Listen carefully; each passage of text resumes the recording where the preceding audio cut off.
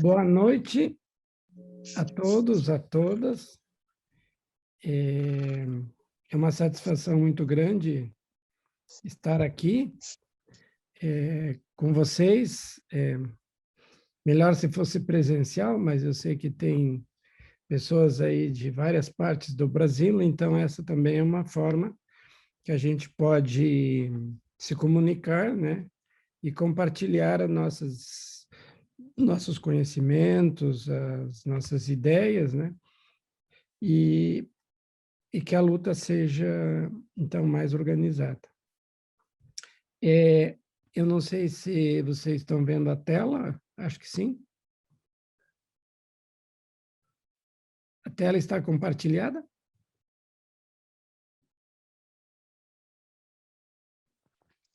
Está sim, professor, a gente visualiza. Tá bom.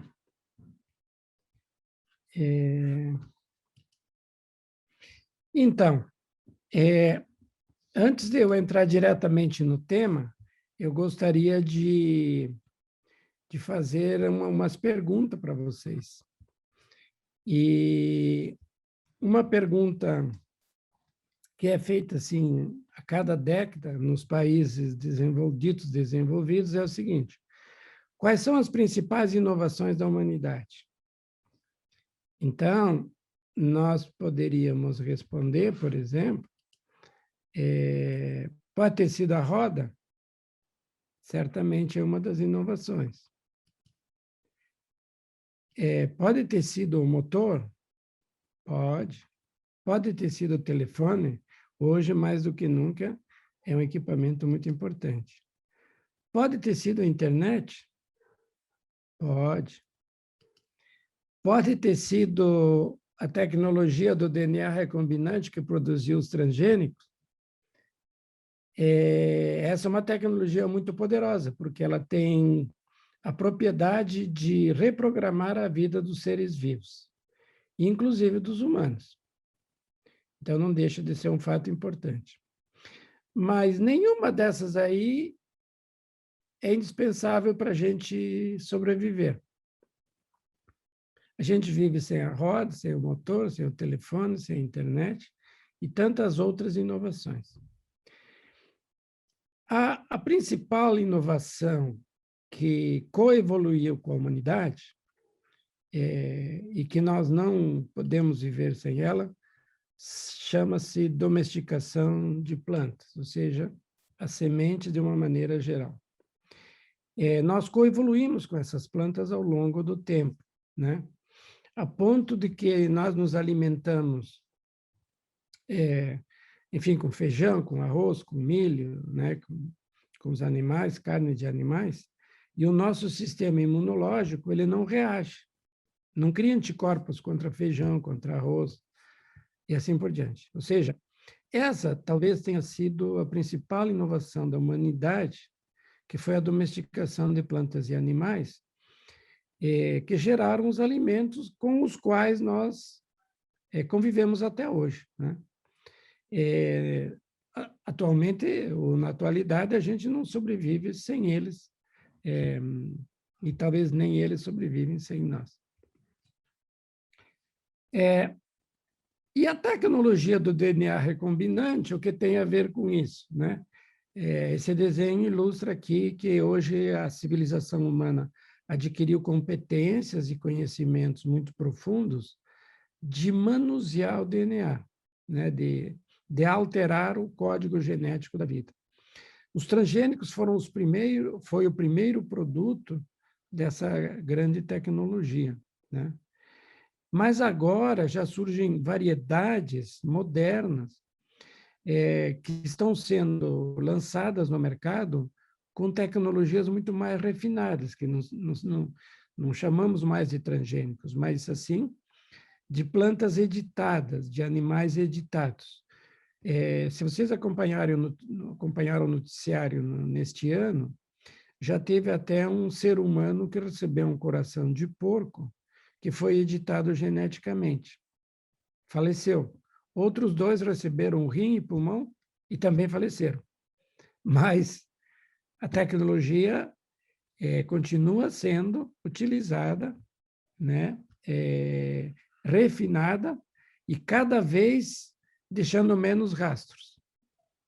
Hoje tem muitos produtos já no mercado que a gente não sabe nem como identificar, né? Que são esses produtos editados geneticamente. E o que isso tem a ver com o tema que me foi proposto aqui? Eu vou passando eles aos poucos. Por exemplo, o tema bastante relevante é contaminação e erosão genética, né? E vou comentar, então, contaminação com transgênico e não transgênico, se existem técnicas de proteção, de distanciamento ou não, processos de se tem como ou como a gente evita erosão genética nas variedades crioulas e também nos bancos comunitários. Contaminação é um termo que nós usamos com bastante frequência e ele também é chamado de fluxogênico dentro da genética, né? Fluxogênico então, como diz a palavra, é um fluxo, sai de um lugar, vai para o outro. E são duas formas principais. Por exemplo, o pólen de uma planta pode fecundar o óvulo de uma outra planta da mesma espécie. Mas também a mistura de semente é fluxogênico. Talvez a semente seja tão ou mais importante na disseminação da contaminação do que o próprio pólen. Ambos são importantes, mas eu vou tentar mostrar para vocês o cuidado que a gente tem que ter na mistura de sementes, que quando um agricultor que tem aquela prática milenar de troca de sementes, se essa semente que ele vai trocar está contaminada, ele também está disseminando, por exemplo, o contaminante, né? Que pode ser um AGM, certo? Enquanto que a erosão genética ela se dá por várias causas. Por abandono, né? Eu conheço muitas pessoas que se aposentaram, foram embora e pararam de fazer o cultivo das suas variedades. Temos desastres naturais, então é seca, é fogo, é enchente. Tudo isso leva também à perda das variedades crioulas, né? E não só crioulas. A substituição de variedades é outra forma dramática de erosão genética. E a Revolução Verde, os sistemas de extensão rural e as faculdades de agronomia, né, que treinaram os agrônomos para fazer com que os agricultores substituíssem as suas variedades antigas pelas novas, é uma causa dramática de erosão genética, ou seja, deixa de usar uma variedade. E a contaminação, aquilo que eu falei agora, também. E aí eu vou mostrar ali, ilustrar num gráfico, como que ela vai deteriorando uma variedade crioula, né? A contaminação. Então, o fluxogênico é isso, do ponto de vista da contaminação. É a dispersão ativa ou passiva de genes via sementes, pólens ou partes clonais. Então, isso pode acontecer. Aqui vocês têm uma inflorescência de milho, ou pendão, e ali vocês percebem que tem abelhas pegam o pólen dessa planta, vão visitar flores de outra planta, né? Vão visitar a boneca, né? Que são os estigmas, né? E o pólen se enrosca lá. E assim essas abelhas fazem a polinização. As máquinas, por sua vez, elas são eficazes na mistura de sementes. Então, uma colheitadeira que colhe numa área, se não é bem limpa, mistura sementes. O caminhão, o silo, máquina de limpeza e assim por diante, também são fontes de contaminação. A troca de sementes é uma fonte de dispersão de sementes. E aqui tem um gráfico para ilustrar para vocês que esse tipo de contaminação, esse tipo de fluxogênico pode ocorrer entre milho transgênico, entre milho híbrido, entre milho orgânico, agroecológico. Inclusive, eu botei aqui no lado esquerdo o teosinte. Eu imagino que muitos de vocês conheçam o teosinte. Teosinte é uma planta, né, ancestral do milho, né, do qual o milho foi domesticado, e, inclusive, as variedades que foram domesticadas, elas se cruzam com o teosinte. Então, à esquerda aqui, vocês têm umas fotos da doutora Natália Almeida, que vocês conhecem, e ela encontrou ali acima, à esquerda, sementes que eram cruzamentos de teosinte com milho, né? Então, demonstrando que esse fluxogênico ocorre não só entre variedades de milho, mas inclusive com o ancestral. E na foto de baixo à esquerda, é um cruzamento de teosinte com milho, vocês veem, mas com bastante ramificação, porque o teosinte é ramificado, né? O milho não, o milho tem uma haste única, mas o híbrido tem isso. E aqui no meio tem os diferentes cruzamentos entre o milho e o teosinte. O teosinte está à esquerda e o milho está à direita. Eu vou comentar rapidamente alguns exemplos de contaminação. E vou dar maior importância para os transgênicos, porque falar de contaminação com milho híbrido ou com milho híbrido transgênico, a forma é a mesma. Os efeitos é que podem ser diferentes, que eu vou começar a comentar depois. O primeiro grande exemplo de contaminação ocorreu nos Estados Unidos, ainda no ano de 2000, 2001, né? 1999, na realidade, quando uma variedade de milho chamada Starlink foi liberada para cultivo, consumo animal, mas foi restrito para alimentação humana, porque ele era potencialmente alergênico. Vocês veem aqui no lado direito um saco de milho, como ele é vendido nos Estados Unidos. Está escrito lá yellow corn, ou seja, milho amarelo. Mas o que tem dentro? Pode ser milho transgênico, pode ser milho não transgênico. Então, organizações da sociedade civil, depois que esse milho foi liberado, foram no mercado, pegaram uma amostra e mandaram analisar para resíduo. E encontraram resíduo do Starlink. E o governo americano mandou retirar do mercado 300 produtos à base de milho e mandou a conta para a empresa que tinha desenvolvido e cultivado o milho. Ou seja, ele foi detectado em produtos alimentícios humanos, em produtos alimentícios em outros países, em lotes de sementes, chegou a alcançar 9% dos lotes de semente de outras variedades tinham a presença do Starlink. Vocês imaginam o potencial que é esse fluxo gênico. Ou seja, ele vai contaminando as variedades, né? Então, isso aí foi muito bem documentado, foi o primeiro grande escândalo mundial, foi exatamente no país que desenvolveu os transgênicos. O segundo grande exemplo foi a contaminação de variedades nativas. Eu vou chamar assim porque no México eles não chamam variedades crioulas de milho, eles chamam variedades nativas, mas vocês entendam como sinônimo de crioulas. Lá onde o milho se originou, que ele foi domesticado pelos povos ancestrais, né, também chegou lá. E esse aqui, à direita, tem a dupla de pesquisadores, né, que identificaram a contaminação no México. E aqui eu gostaria de chamar a atenção de vocês. O México não tinha autorizado o cultivo de milho transgênico. Mas como é que sementes de milho transgênico chegaram no México? Pela troca de sementes.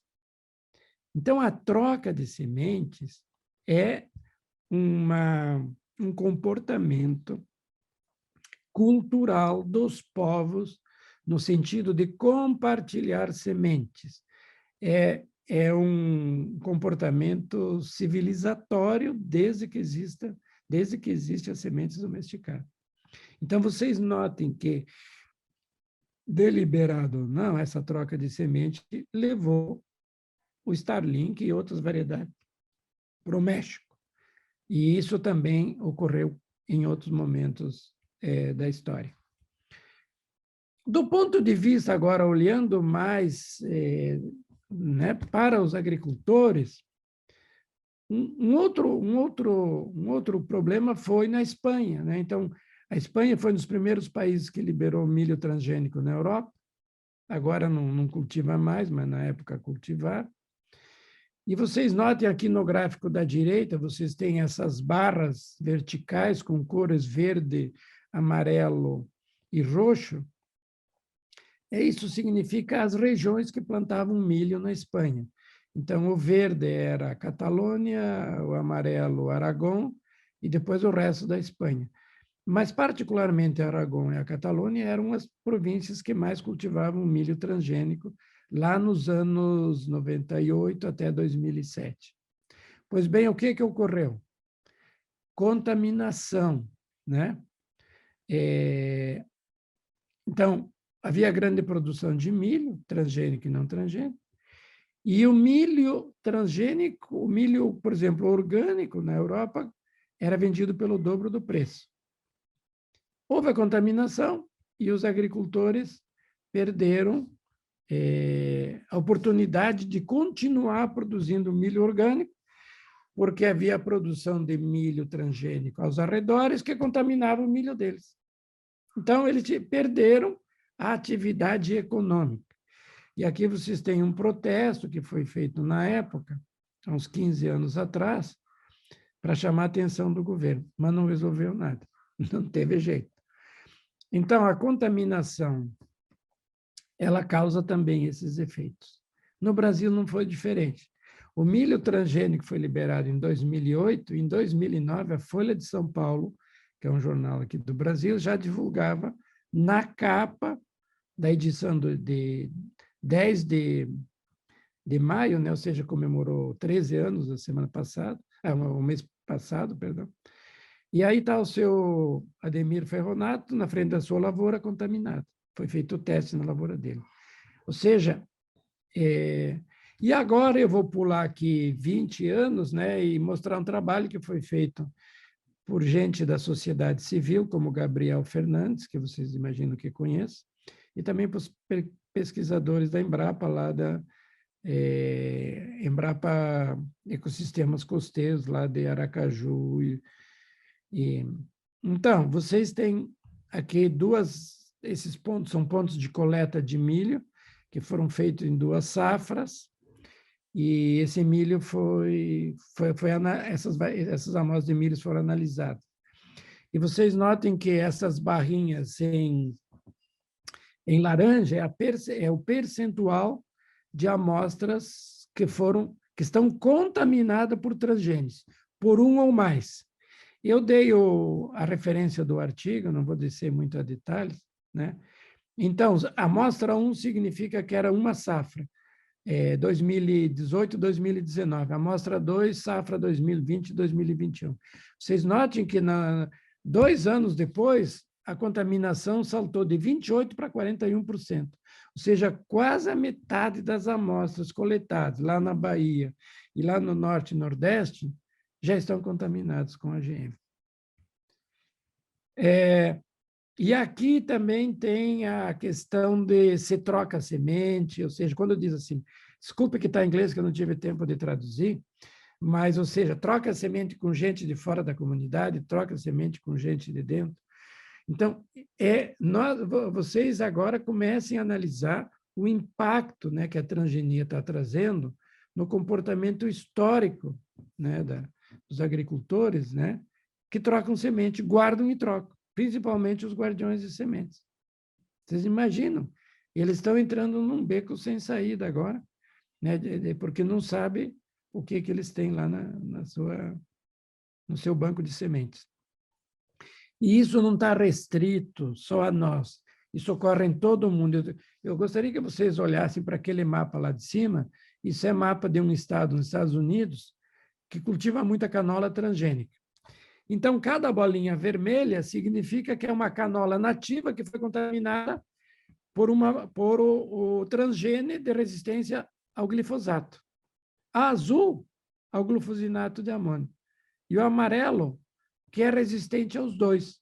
Então, vocês têm algumas bolinhas amarelas, não são muitas, mas já tem a planta resistente a 2 herbicidas. Esse é um estudo publicado cientificamente. Tem dezenas de outros que eu não vou mostrar, né? E as bolinhas verdes que estão aqui eram amostras que ainda não tinham sido contaminadas. Bom, como é que a gente faz os testes? Né? Então, os testes a gente pode fazer ali à esquerda, que a gente pode detectar a proteína quando aparecem 2 fitas desculpa, quando aparecem duas linhas, né? Uma é do controle, que é o de cima, e quando aparece o de baixo, significa que é positivo. Naqueles casos em que um agricultor tem uma variedade crioula, que ele colhe e planta, que está próxima de uma variedade transgênica, o que pode ocorrer? Aqui eu estou simbolizando ali no lado 1 uma variedade crioula que tem os quadradinhos para simbolizar, talvez, os genes, né, da variedade crioula, e uma variedade transgênica, né? Então, quando cruza, metade da carga genética é transgênica e metade não é. E assim pode ir cruzando, né? Se o agricultor colhe uma planta que cruzou num ano e planta aquelas sementes, metade daquela semente vão ser transgênica. Se cruzar de novo, aos pouquinhos, aquela semente que cruzou o primeiro ano, se cruzar de novo no segundo ano e depois no terceiro, ela vai virando uma variedade transgênica. Então, aqui eu estou mostrando assim, depois de uns 10 anos, o que vai acontecer? O que nós já vimos lá no oeste do estado de Santa Catarina? Então, tem agricultor que tem a sua variedade crioula, colhe planta, e os vizinhos do lado lá plantando transgênico. Algumas plantas continuam ainda meio crioulas, com aquelas características fenotípicas, mas outras já mudaram o seu fenótipo, já aparece uma variedade transgênica. Então, isso a gente chama de assimilação. Em outras palavras, o agricultor está perdendo a sua variedade crioula, né? Por um sistema que é perverso, que castiga aquele que não quer usar a semente transgênica. Então, essa perversidade é muito grande, ou seja, o sujeito que quer plantar transgênico, ele planta e não tem penalidade nenhuma. Aquela pessoa que não quer usar transgênico, ele é penalizado, porque se ele plantar outra, pode contaminar. Então, nós temos como... Podemos proteger isso? Tem formas de evitar essa contaminação? Bom, eu quero compartilhar com vocês aqui um estudo de um menino ali do Movimento dos Pequenos Agricultores, que ele fez a tese de doutorado, exatamente, nós tentamos estratégias de isolamento temporal para evitar a contaminação. Existem estratégias espaciais, né? De a gente separar no espaço.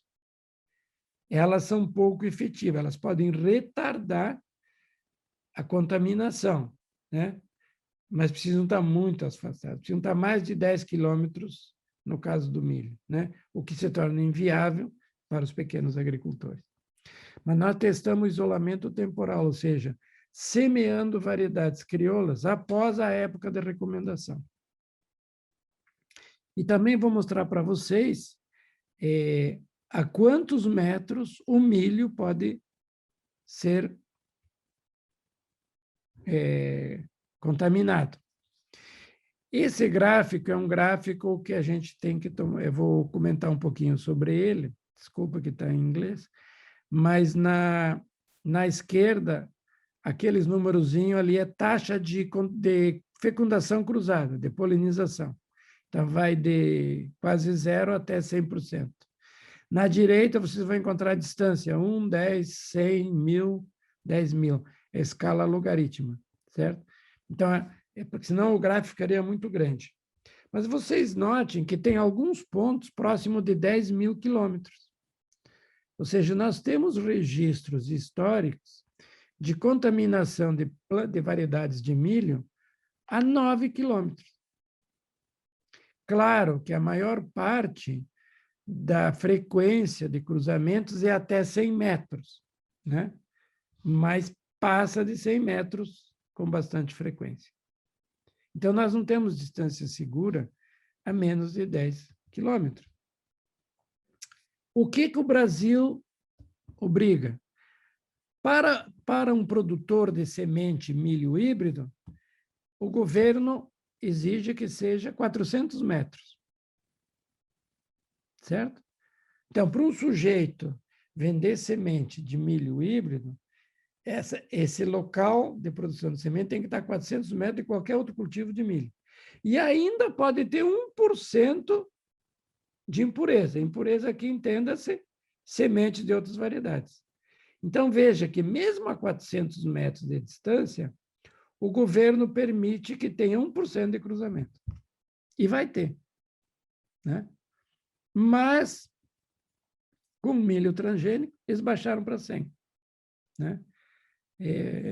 Deliberadamente ou não, mas na minha opinião é deliberado, essa medida foi feita de propósito, que era para contaminar todas as variedades de milho.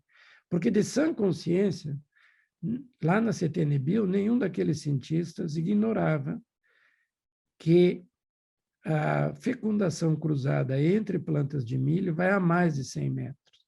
Todo mundo sabia isso. Todos aqueles estudos que eu mostrei foram feitos antes da CTN-Bio tomar essa decisão. Então, a própria CTN-Bio diz assim, olha, vocês imaginam, ele tem 1,1% a 200 metros, tem 1,1% do pólen.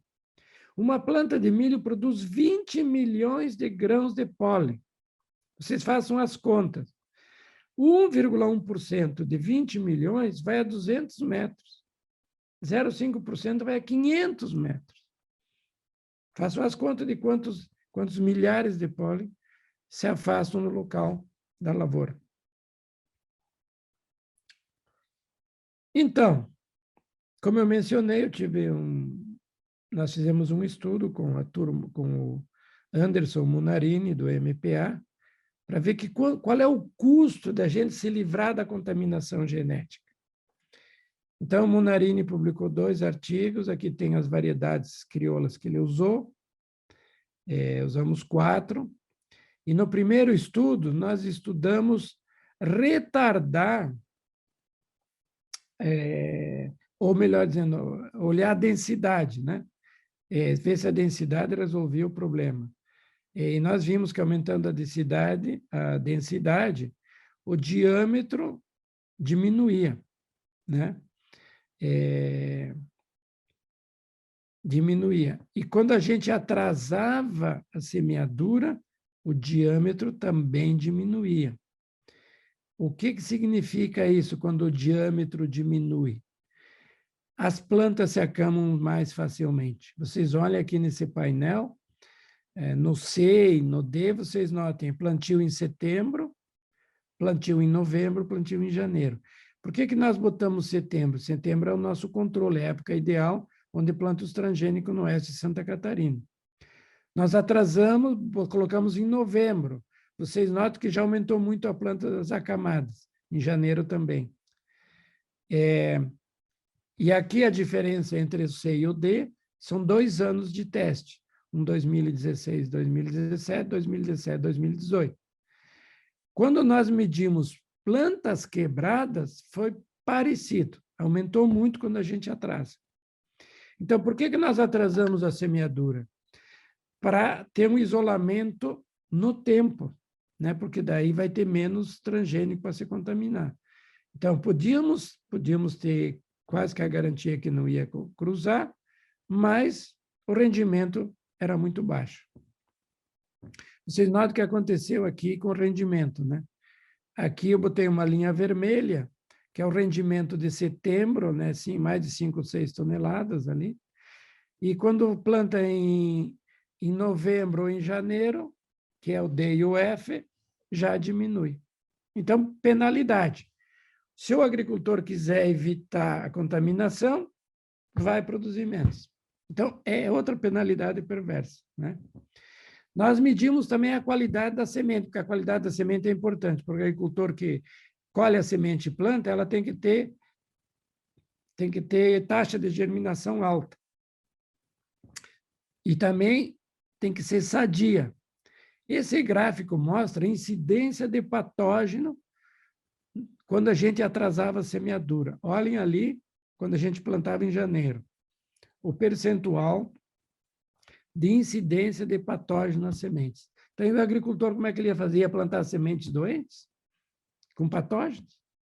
Não dava. Ou seja, fugir da época ideal de cultivo tinha essa penalidade. E aqui ocorreu o decréscimo, né, da taxa de germinação das sementes. Sempre que a gente atrasou o plantio, né, a taxa de germinação decresceu. Então, o estande, se o agricultor usasse aquela semente e vai plantar, o que acontece? Diminui o estande, vai produzir menos. Então, uma das preocupações que eu tive nos últimos tempos era ver se tinha alguma alternativa de prática de manejo para o agricultor escapar da contaminação. Até que tem, mas ele não vai sobreviver com esses tamanhos prejuízos na sua colheita, né? Vai ser muito difícil. Ou seja, isso aqui é mais para um resumo, que depois eu vou deixar esses slides para vocês, e tudo isso eu já falei. Bom, vamos ver o seguinte agora. Eu gostaria de passar para a soja. Bom, milho é uma planta de fecundação cruzada. E a soja é dito que ela é de autofecundação. O que é autofecundação? Em tese, não cruza. Na verdade, cruza um pouquinho, né? Digamos 0,5%. O milho, 90% dos grãos é cruzamento, 95%. A soja é 0,5% se for. Mas olha o que aconteceu no Paraná. Eu quero que vocês se atentem aqui no Paraná. Esse foi um estudo que nós fizemos logo no início da liberação da soja transgênica.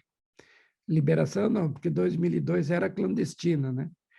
Mas a Secretaria da Agricultura do Paraná, nós fizemos ali um consórcio para estudar a contaminação. Então, na safra 2002-2003, 1,27% dos lotes de sementes analisados, 1,27% já era contaminado por soja transgênica. Ou seja, soja não transgênica já era contaminada. O ano seguinte, 1,89%. No outro ano, já foi para mais de 3%. Aqui, provavelmente, é o caso da mistura de sementes. Por quê? Porque uma máquina que colhia uma lavoura, colhia outra, né? Então, mistura de sementes, ele é até mais importante nas variedades, é até importante na fecundação cruzada, mas é importante também para aquelas espécies de autofecundação, como é o feijão, a soja, né, assim por diante. E para ilustrar isso, um grupo de agricultores do Paraná que exportava soja não transgênica para consumo humano teve que parar de exportar porque a cada ano eles iam entregar a safra como orgânico e tinha contaminação de transgênico. Então, vocês notam ali, a área cultivada e número de agricultores foi diminuindo ano a ano, até que, por fim, eles não tinham mais volume suficiente para exportar. Então, o que aconteceu na Espanha, aconteceu exatamente no Brasil. Aconteceu com a soja, aconteceu com o milho. Bom, nós temos depoimentos, e aqui eu gostaria de ressaltar algo que vocês já conhecem, mas é bom que não caia na banalidade, né, de você. Agricultura é vizinhança. E a transgenia vem quebrar essa coesão social, né? Não é só a transgenia entre os pequenos, entre os grandes. Mas aqui tem o depoimento, né, de talvez vocês conheçam, né, que ele perdeu, ele produzia orgânico e começou a perder. E aí ele teve que parar de produzir, né? Enfim. Então, a questão da coexistência, que é dito que é a possibilidade efetiva dos agricultores escolher seu modo de produção, é impossível com transgênico. É impossível, né?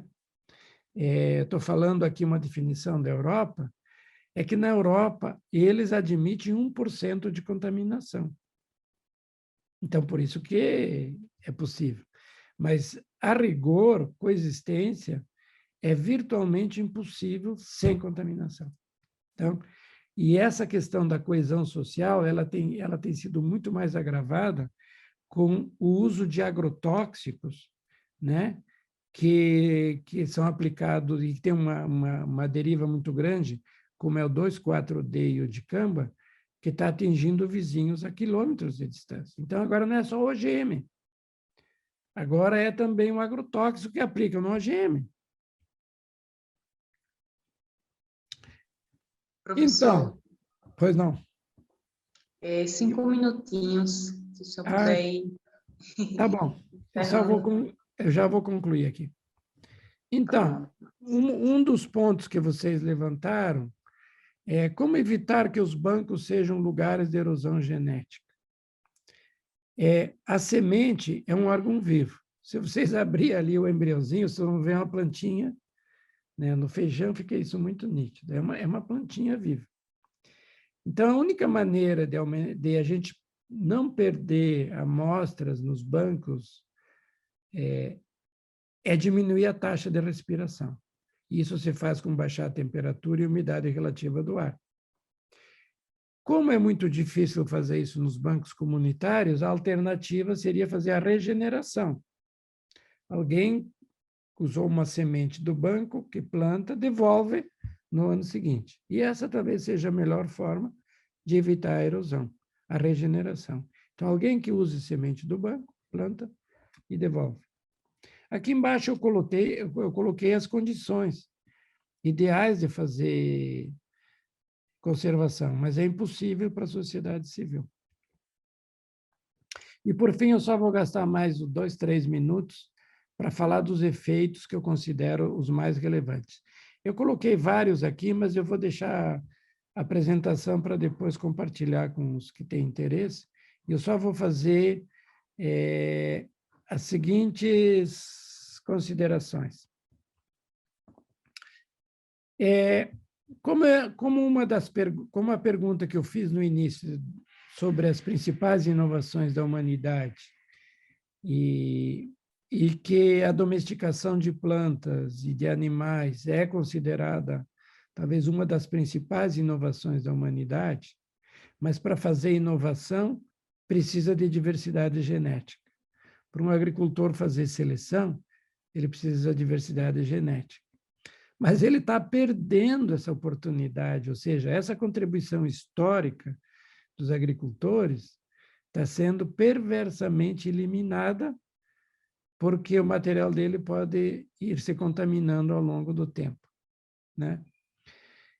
E essa, para mim, talvez a principal punição de alguém que não cometeu nenhum crime. Ou seja, ele vai ser privado, né, de continuar fazendo melhoramento, fazendo seleção, fazendo a troca com seus parceiros. Inovação, né? Os agricultores têm essa característica, né, de serem inovadores em quase tudo que fazem, em razão do pragmatismo que eles têm que adotar, né, em função da situação que sempre se encontraram, né, sempre pouco promovidos pelo poder público. Eu acho que eu vou ficar por aqui, mas sempre lembrando o seguinte, a contaminação de fato, essa disseminação dos transgênios, principalmente das variedades, que hoje as variedades convencionais já são muito poucas, elas vão afetar a conservação, elas vão causar a perda da identidade das sementes, a pureza, o agricultor vai perder a sua semente e assim por diante, e as suas práticas culturais. Eu vou ficar por aqui, só para mostrar a imagem da minha neta aqui, preocupada com os transgênicos, quando ela come milho, que eu falo com ela. É isso, gente, me coloco à disposição aqui para comentários, críticas, sugestões, perguntas. Obrigada, professor. Muito linda a sua neta. A gente agradece, então, pela sua apresentação. Com certeza, muitas informações, muitos dados que são bem impactantes, né? Até mesmo para quem já tem algum entendimento, né, de todo esse processo, né, que a gente passa, né, de contaminação das sementes. Então, muito obrigada mesmo. Eu quero pedir só para você tirar o compartilhamento da tela, aqui um instante. Ave Maria, como é que eu faço isso? Aí na setinha verde também, embaixo. Vai aparecer a opção de parar o compartilhamento. Engraçado, aqui aparece para mim continuar.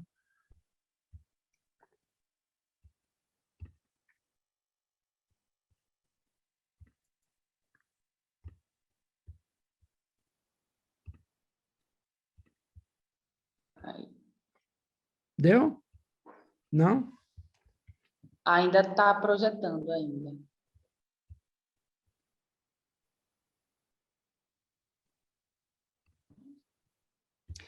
Acho que eu perdi o Zoom minimizou, então eu não sei como que eu coloco ele de volta.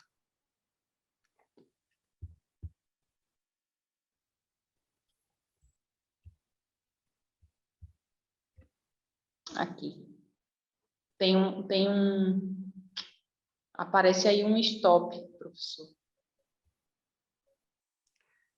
Eu acho que eu vou, na eu parte, acho que eu vou Nodari, sair e entrar de novo. na parte de baixo da tela tem vários ícones e tem uma câmerazinha, um ícone azul com uma câmerazinha branca. Lá embaixo, na barra de baixo.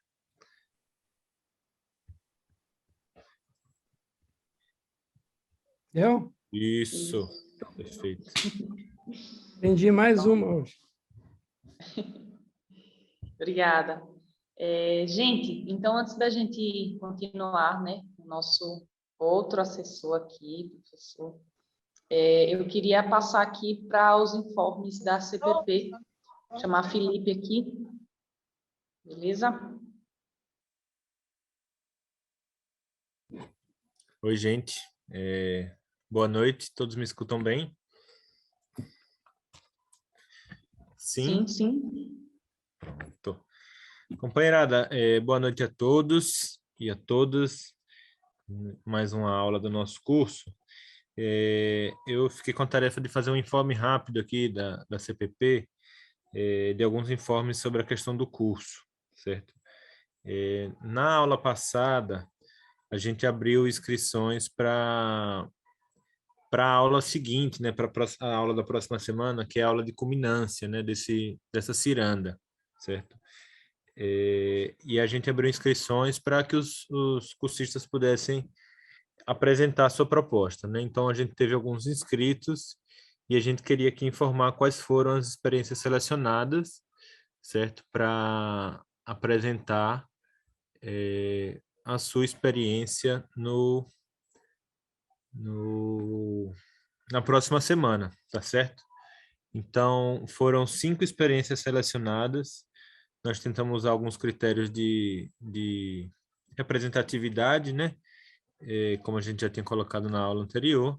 Então, é importante que o pessoal que se inscreveu fique atento para, caso sua experiência tenha sido selecionada, vocês se organizarem para a próxima aula, né?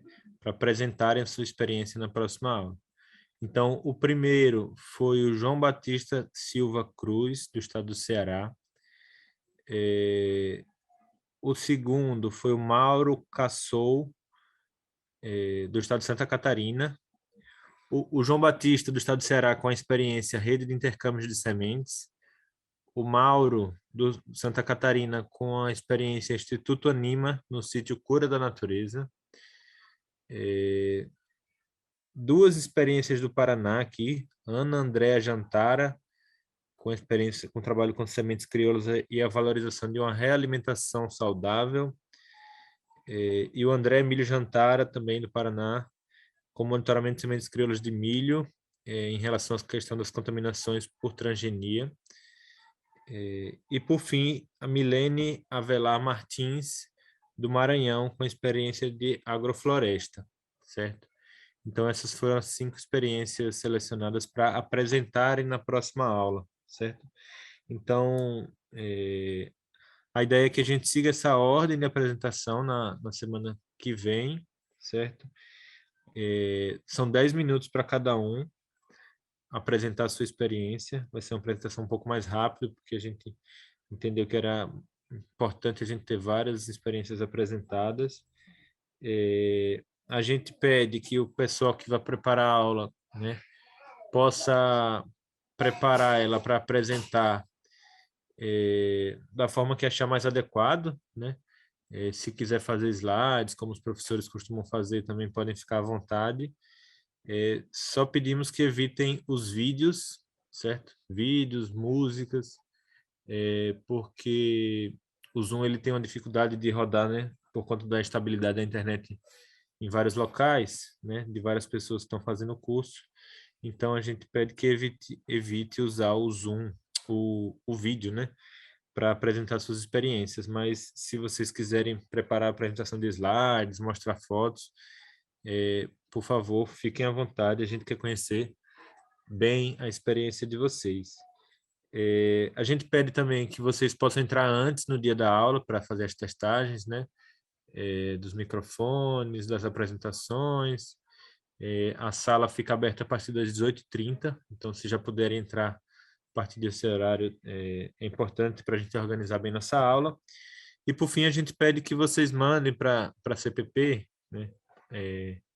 A gente vai lançar uma mensagenzinha explicando algumas questões disso, inclusive, mas que mandem fotos de vocês para que a gente possa fazer o card da próxima aula, tá bom? Então, esse é um dos informes que a CPP queria dar para vocês, das 5 experiências que vão se apresentar na próxima aula, tá bom? A segunda questão é que a gente tem recebido, né, diversas sugestões aí dos cursistas, para que a gente possa ter um momento de diálogo, de conseguir conversar, de conseguir papear, né, entre os cursistas e enfim, todos que estão compondo o curso, né? Então, nesse sentido, a gente da CPP e do movimento do MCP estamos propondo que seja feita uma reunião aberta, né, onde a gente possa discutir algumas questões referentes ao curso, referente à campanha e referente ao próprio movimento, no dia 21 de junho, certo? É um dia, vai demorar 20 dias, né? Daqui a 20 dias.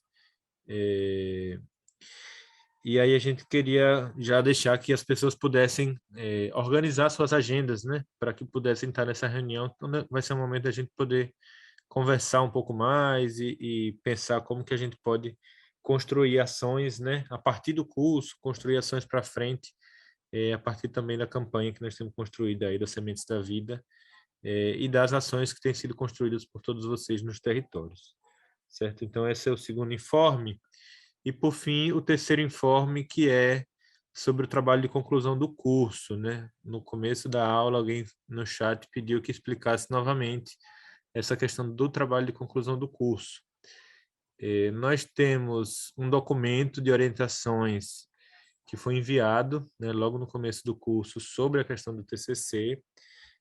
A gente pode estar enviando novamente nos grupos dos estudantes, né, no grupo dos cursistas, esse documento, mas a ideia é que não seja nada muito engessado, né, que seja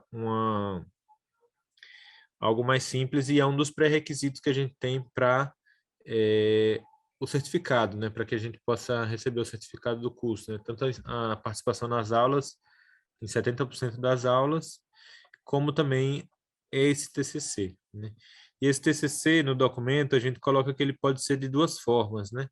Um relato de experiência, né, que pode ser feito não somente individualmente, mas que se podem juntar alguns cursistas e construir um relato de experiência, que pode ser, inclusive, em formato escrito, em um formato de vídeo, né? Tem diversas formas aí que as pessoas podem estar organizando um relato de experiência sobre a relação, né, enfim, dos cursistas com a temática das sementes, com alguma experiência que esteja sendo construída nos territórios, com alguma luta em torno da questão das sementes, enfim, atividades e ações que estejam dentro do leque de debates que envolvam essa questão do trabalho com as sementes crioulas, certo?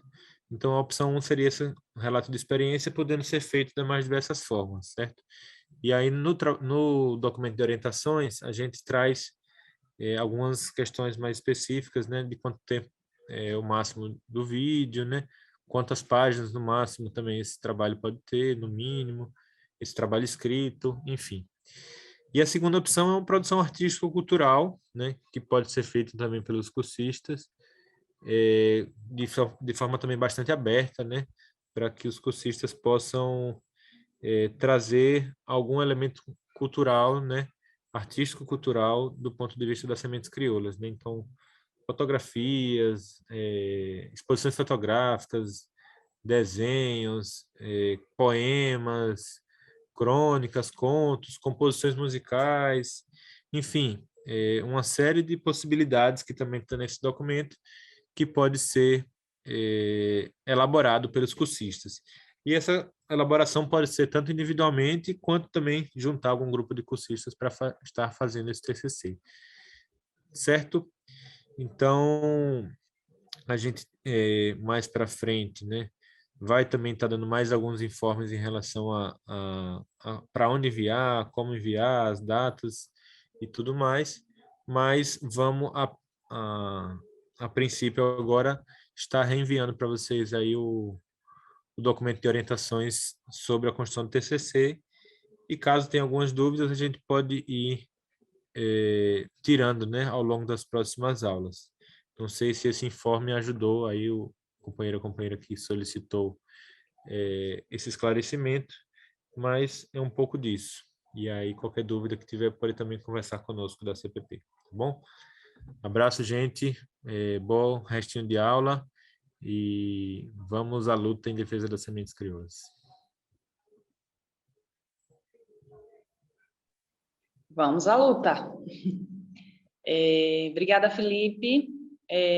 Então, gente, eu queria já passar, né, para o companheiro Eusébio Cavalcante. Ele é assentado da Reforma Agrária em Remígio, presidente do Sindicato dos Trabalhadores e Trabalhadoras Rurais, Remígio. Eusébio, seja bem-vindo aqui na nossa aula. A gente vai trabalhar também com o mesmo tempo, né, de 40 minutos, e eu vou ajudando aqui a controlar, beleza? Seja bem-vindo aqui, Eusébio. Boa noite. O som tá bom, não tá? Tranquilo? Tranquilo. Boa noite. Já fui apresentado, mas eu vou assim, complementar um pouco. Sou da coordenação de Semente da Paixão do Polo da Borborema. O Polo Sindical da Borborema, que na nossa região são 13 municípios, onde a gente, os sindicatos, ele, além de ter a vida sindical, mas também tem redes de agroecologia, né? Rede de semente, rede de saúde e alimentação para o trabalho das mulheres, rede da juventude camponesa, da economia solidária com as feiras e as quitandas que nós temos aqui. Também nós temos a nossa rede de recursos hídricos, de criação animal, né? Então, nossos sindicatos ele tem um pouco essa ideia não só do movimento sindical como conhecemos, mas também no trabalho de agroecologia aqui na nossa região, junto ao Polo da Borborema. O Polo da Borborema que tem a assessoria da ASPTA, e a gente já tem esse trabalho desde 93, né, aqui na nossa região, quando os sindicatos começaram a discutir a mudança do modelo sindical, e a gente começou a sair de detrás do birô para ir para dentro das propriedades para fazer o trabalho de agroecologia, né? Eu vou agora cair para dentro da rede de cimentos, né? Para que a gente possa conhecer um pouco mais nosso banco de cimento comunitário, primeiro banco de cimento comunitário da nossa região. Nós temos um banco de cimento de 1973, né? Mas nós sabemos que, culturalmente, as famílias têm uma estratégia de ter sementes guardadas para plantar no tempo do roçado. E essa estratégia ela é muito mais antiga, ela é do tempo que nasceu a agricultura também. Guardar a semente em casa, muitas vezes, para uma comunidade inteira, tem famílias que guardam a semente e distribuem semente com os vizinhos que não guardaram, né? Então, isso é comum, ter guardiões de sementes nessa forma aqui na nossa região da Paraíba, né? A gente vive o Polo da Borborema, ele está situado sobre a Serra da Borborema, na encosta voltada para o mar, são regiões que chovem mais, e na encosta voltada para o sertão, são regiões que chovem menos. Então, a gente anda 3 quilômetros e vê mudança de ambiente, né? A gente, muito próximo, mudança de ambiente. Nossa região é também o berço do milho jabatão, do milho pontinha, num estudo que foi feito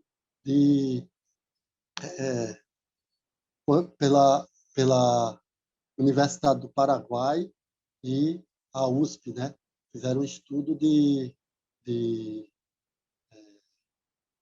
familiaridade de sementes. E encontrou só o milho jabatão aqui na Paraíba, não tinha nenhuma semente da Paraíba, e encontrou aqui o milho pontinha também.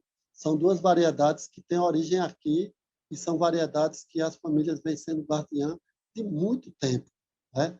Vem passando de geração a geração e a gente... as pessoas, já é comum falar, eu quero plantar o milho jabatão, conhece muito bem ele, e é um milho conhecido na região. Nosso primeiro estudo da Comissão de Sementes aqui na nossa região foi sobre a diversidade de sementes. Nós temos uma diversidade de sementes, por ser uma região que tem bastante sol, a gente chama chuva, né? Pontinha no Rio Grande do Norte mesmo. Né? A gente chama a chuva que vai fazer o roçado, mas por aqui a gente tem muito mais sol, a diversidade de semente é muito grande também. Nós temos uma diversidade de feijão, de fava, de feijão de corda, né? E de milho, né? São uma diversidade muito grande que a gente tem aqui na nossa região, né? Nosso estudo, nós conseguimos identificar algumas coisas que anteriormente o próprio professor Nodari estava falando, né? Dessa questão da erosão genética.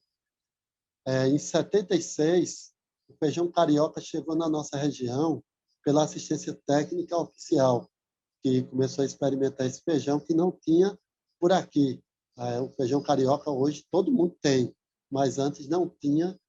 Antes se plantava o feijão mulatinho e alguns tinham o feijão mulatinho comprido, e nesse estudo nós identificamos de pessoas que disseram que nunca mais viram feijão comprido, feijão mulatinho comprido, que era muito resistente aos anos de seca e era uma variedade que se adaptava muito bem na nossa região, porém, quando se guardava mais de um ano ele para se alimentar, ele era muito duro de cozinhar, e o feijão carioca guarda mais tempo e fica mais tempo cozinhando bem. Então, as famílias elas fizeram uma troca, e foi uma troca genética que prejudicou muitas famílias que tinham no feijão mulatinho a forma de sobrevivência, porque nos anos de seca o feijão carioca se dava mal, mas o feijão mulatinho comprido, não. Né? Então, essa erosão genética foi causada pela política pública, né? Que trouxe uma semente diferente para trocar pela semente que já existia aqui na nossa região. Nesse estudo também a gente identificou que as famílias guardavam semente, porque na época o próprio governo dizia que as pessoas não guardavam mais semente. E nossos sindicatos também entendiam isso. A gente achava que era algum ou outro que guardava semente. Mas nós identificamos que quase todas as famílias guardavam semente em casa, Porém, existia um problema naquela época. Por ser denegrido, por ser tratado como uma coisa atrasada, uma coisa ruim, as famílias guardavam muito bem escondido e ninguém sabia que essa semente estava sendo guardada, né? E isso era uma forma dos guardiões de semente proteger a sua semente propriamente das políticas públicas, né? E nesse estudo a gente viu também esse outro detalhe.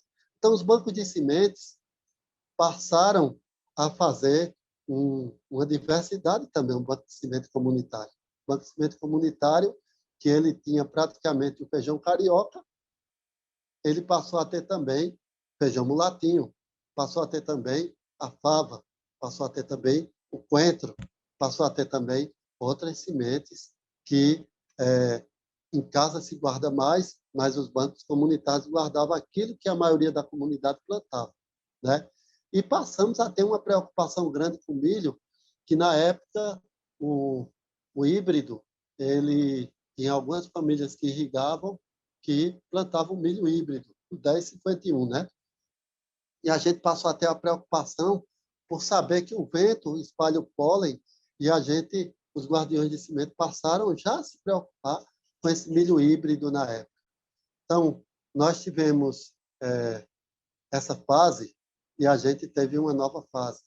Passamos a lutar pelo reconhecimento da nossa semente. E em 2004, nós ocupamos a Secretaria da Agricultura do Estado para cobrar que o Estado comprasse a semente crioula e não comprasse a semente da indústria, que vinha híbrida e vinha desconhecida e vinha de longe. Então, a semente que o Estado fez uma política de sementes comprando, a ocupação gerou uma lei que foi criada no Estado em 2004, reconhecendo os bancos de sementes comunitários, né? E aí o governo passou a também ter alguns recursos para que a gente pudesse comprar, junto com a articulação do semiárido, né? Com a articulação do semiárido, sementes para comprar nas próprias regiões para poder fortalecer os bancos comunitários de sementes, né? Então, foi comprada a muitos agricultores guardiões sementes e colocada nos bancos de sementes, e os bancos de sementes passaram a ter só semente crioula. E em 2004 também nós fizemos o primeiro encontro estadual da semente crioula, que um agricultor do sertão, seu Dodô, falou: o governo pode distribuir. Papai vai agora, não, tá, meu amor? A gente passou minha filha Estela tem autismo e ela está me puxando mais um minutinho, eu vou continuar aqui, né? E aí a gente só um minutinho, tá? Ô, meu microfone, chega. Tranquilo, Eusébio. Assim Como é que é o mesmo, né? nome dela? Esther.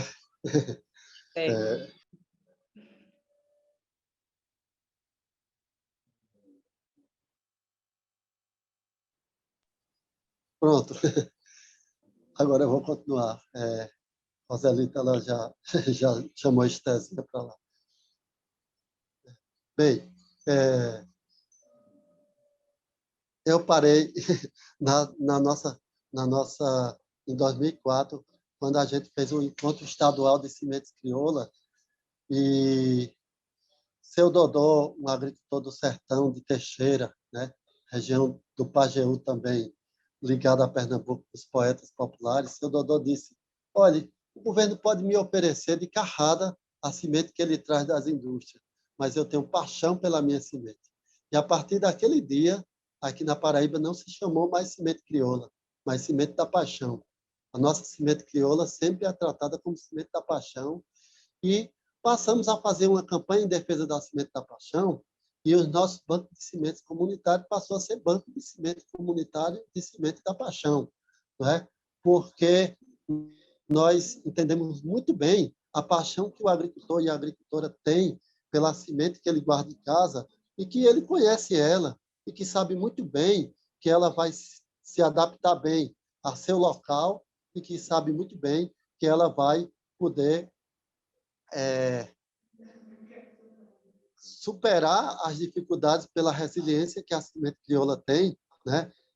Das estiagens que sempre tem aqui no nosso semiárido e que a gente sabe que existe e que uma semente vinda de fora não conhece como a gente conhece. E a semente, muitas pessoas perdem, muitas pessoas têm baixa safra quando aderem a isso. As políticas públicas até hoje nunca entenderam isso. Políticas públicas continuam comprando sementes de fora e a gente continua brigando para que a política pública tenha a semente da paixão, né? Então, a partir daí, nós criamos eventos de denúncias e de luta. Nós não tínhamos ainda o transgênico aqui, sabíamos que no Paraná já existia agricultores prejudicados pelo transgênico que descia da Argentina, né? Perdendo a sua semente de milho, e aqui ainda não tinha chegado, até porque nós não tínhamos muitos créditos para a agricultura familiar. Nós sabemos que isso era uma porta de entrada também, porque muitas vezes a assistência técnica oficial não traz o crédito, mas traz um pacote, né? Obrigando que as famílias possam estar não só comprando semente de fora, veneno e tudo isso, e a gente sabia que o crédito vinha com esse pacote, porque a assistência técnica vinha com esse pacote, né? E aqui a gente passou a fazer a festa da semente da paixão. Nós fizemos várias festas da semente da paixão, que ela tinha, por um lado, um trabalho de formação para que as pessoas entendessem que a semente não podia ser tratada com agrotóxico, mas também entendia que a semente ela não podia ser contaminada. Então, a gente já tratava dessa questão das máquinas que batiam feijão, que vinha misturada. A semente não podia ser dessa máquina, né? A semente tinha que ser tirada antes de bater o feijão. Então, fizemos muitos eventos nas comunidades para que as famílias pudessem aprender a tirar a melhor semente, para que os bancos de semente viessem com uma pureza maior de sementes, porque nossa preocupação era essa mistura de sementes de uma máquina para outra, de pessoas que plantam com veneno e de pessoas que plantam sem veneno, né? E a gente colocou essa campanha no início bastante forte. E a Festa da Semente da Paixão pôde trazer a formação do entendimento do que era o transgênico, que não tinha na nossa região, que a gente não conhecia o transgênico ainda, mas que ele estava perto de chegar. Porque se já tinha chegado no Brasil, né, já estava sendo liberado o plantio de transgênico, aqui a gente teve. E na política de semente, nós tivemos uma preocupação maior ainda na segunda Festa da Semente, porque a política de semente do Estado ela passou a nos ouvir dizendo: nós vamos trazer semente crioula, porém, uma variedade só para todo o Estado. E nós sabemos a diversidade que tem só na Borborema.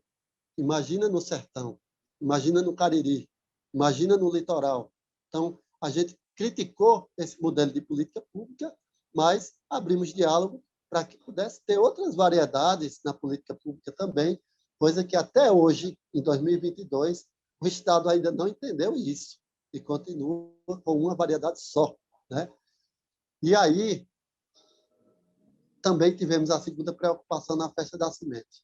A Conab, em plena seca, né, ela trouxe para o balcão um milho para fomento, com um preço abaixo do mercado, e que as pessoas, com sua DAP, poderiam comprar essa semente de milho. E sabe de onde vinha o milho? De onde estava mais existindo transgênico, de Goiás, né? Era um milho que a gente sabia que esse milho viria contaminar a nossa semente da paixão. E nós reivindicamos da Conab que triturasse esse milho, porque a natureza da agricultura camponesa muitas vezes é experimentar um milho diferente, um feijão diferente, uma planta diferente, um animal diferente, para saber se vai se adaptar àquele local.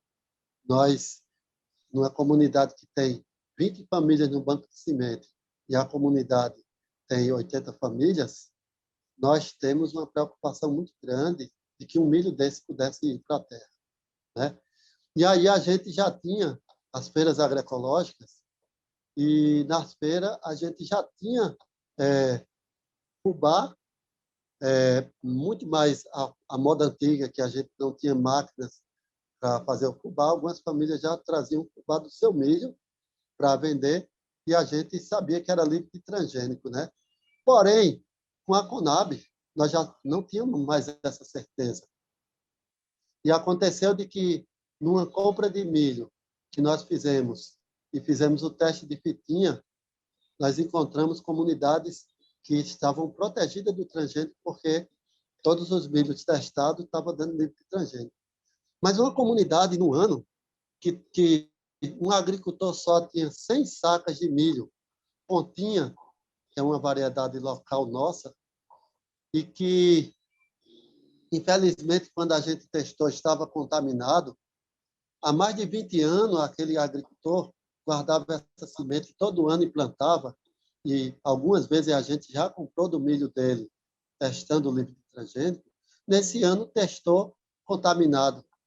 E nós nos preocupamos porque uma comunidade inteira que plantava milho pontinha ficava sem sentido a contaminação. E a gente fez um encontro na comunidade e fizemos teste de milhos lá na comunidade. As 21 famílias que ali moravam, estavam só 2 famílias, não teve o milho contaminado, o milho pontinha. Mas as outras 19, todas tinham contaminado o milho. E qual foi? De onde veio esse milho?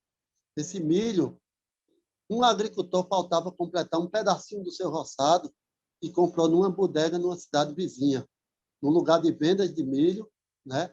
Ele comprou e esse milho ele achou bonito e era o milho que veio da Conab. Esse milho foi plantado um pouquinho, mas uma região que tem muito vento, ele espalhou para todo mundo, né? E lá nós formamos um banco de semente e passamos até a preocupação de encontrar áreas no local que pudesse ser protegida por matas, né? No assentamento Queimadas, né? Na região do Gabinete, região do algodão agroecológico, né? E a gente fez esse banco de semente e passou a multiplicar a semente livre de transgênico, que a gente conseguiu fora, e vários agricultores passaram a comprar de áreas que tinham livre de transgênico, testado com fitinha, né? Mas essa preocupação ficou muito grande, porque a cada ano a gente foi encontrando contaminação de milho de novos guardiões, né? E isso aumentou muito. Tivemos que criar a campanha Não Planto Transgênico para Não Apagar Minha História, e a nossa campanha Não Planto Transgênico para Não Apagar Nossa História, ela, além de ter um trabalho de formação para que as pessoas entendam o que é transgênico, entendam, e os guardiões praticamente entenderam mais rápido do que os não guardiões, né? Porque eles não queriam contaminar a sua semente. E a gente também colocou que era muito importante que o vizinho soubesse disso, não é? Então, em Lagoa do Jogo, é uma comunidade que é uma comunidade livre de transgênico. Lá o Banco de Semente Comunitário tem a preocupação de sempre, na época de plantar o milho, andar a vizinhança para poder entender se algum milho de fora chegou ali. Então, a direção, a comissão do Banco de Semente, ela visita os agricultores para saber se todo o milho foi um milho que guardou em casa, que já era livre de transgênico, que pegou no Banco de Semente, ou se comprou de algum lugar de fora. Quando o milho de fora chega, é trocado rapidamente por um milho que já tem livre de transgênico no Banco de Semente, para que a família não plante aquele milho, né? Então, nós tem Lagoa do Jogo e tem o assentamento Irmã Dorothy, que também é uma comunidade livre de transgênico. A gente passou na nossa campanha a identificar comunidades aqui na região da Borborema livre de transgênico e pudemos fazer um trabalho de formação para que ampliasse o número de famílias dentro desse banco, para que essas famílias pudessem também estar entendendo o que é transgênico, estar entendendo que é importante ela continuar guardando aquela semente da paixão, né? para que essa semente não contamine seu vizinho, né? Aonde tem contaminação, realmente a gente teria que fazer outras coisas. Nós estamos tentando não deixar que plante a que já foi contaminada e trazendo semente nova.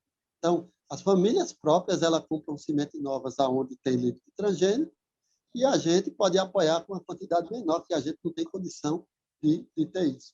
Então, uma parte foi essa que a gente fez. Então, nós testamos muito esse semente de pitinha todos os anos.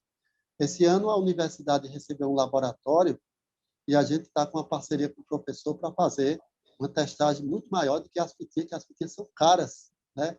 Então, termina ficando um custo muito alto para que a gente possa estar fazendo o teste de transgenia no milho, e a gente não consegue fazer de todo mundo, termina fazendo de onde vamos nos beneficiar. Hoje nós produzimos o flocão da paixão, né?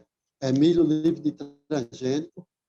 Nós, flocão da paixão, o milho comprado à família que tem um milho livre de transgênico, ele tem um acréscimo de 30% do valor do mercado para incentivar que ela continue sendo guardiã da semente, né? E realmente as pessoas terminam entrando na campanha todo mundo junto, porque a gente tem encontros nas comunidades, tem encontros com as lideranças, para que a gente possa estar tratando dessa campanha de não planto transgênico para não apagar nossa história, né? Que é essa daqui. Deixa eu ver se eu consigo, pelo menos, mostrar, já que talvez, né? Veja aí. E que é uma campanha que a gente tem cordel, que ajuda as famílias a entender o transgênico, então esse cordel nós temos vídeos que tem depoimento de agricultores e agricultoras que tiveram seu milho contaminado, né?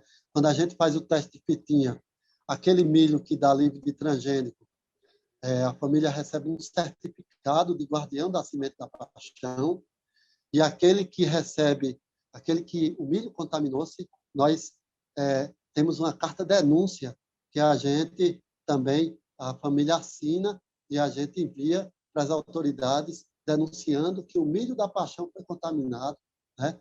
E esse ano nós tivemos uma briga nos conselhos municipais porque o governo do estado ele distribuiu uma semente